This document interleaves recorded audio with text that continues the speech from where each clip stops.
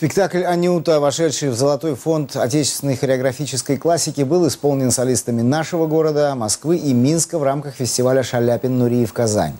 Как пошутили приглашенные звезды Большого театра, уезжали при одном директоре, приедем при другом, имея в виду отставку директора Большого театра Анатолия Иксанова. Комментировать ситуацию посланцы скандального Большого категорически отказались, сосредоточившись лишь на искусстве танца.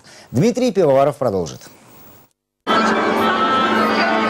Ситуация с отставкой Анатолия Иксанова, которого, кстати, зовут Тагир Гадельзянович, а место жительства его родителей село Эш-Мунча Буинского района Татарстана, вновь привлекло внимание к оплоту российского балета, погрязшего в скандалах и околокриминальных ситуациях с мастерами сцены. О последних разборках говорили многие. Первая, уволенная в 2003 году Анастасия Волочкова.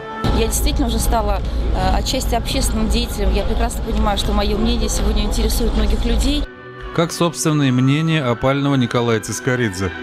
Все, что связано с Большим театром, это просто отражение того, что происходит вообще в культуре. Это катастрофическое положение, потому что мы так же, как и в серьезном спорте, и в серьезной музыке, дошли до той отметки, либо мы это теряем навсегда.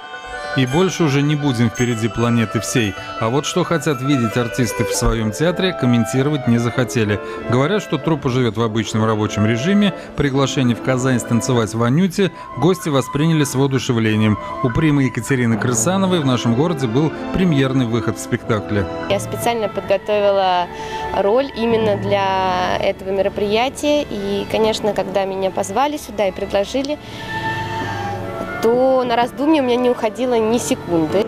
Когда умерла мать, отец Петр Леонтьевич, учитель чистописания и рисования в гимназии, запил, наступила нужда, приходил судебный пристав и описывал мебель.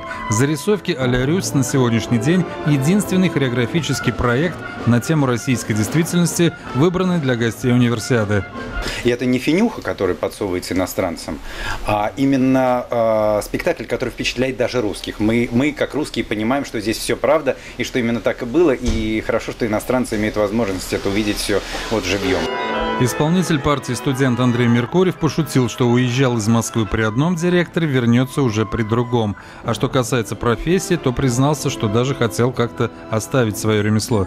Очень хотелось бросить балет однажды, когда мне предложили фигурное катание, но я подумал, что 2 года, которые я отдал балетной школе, как-то было жалко это все так взять и закончить.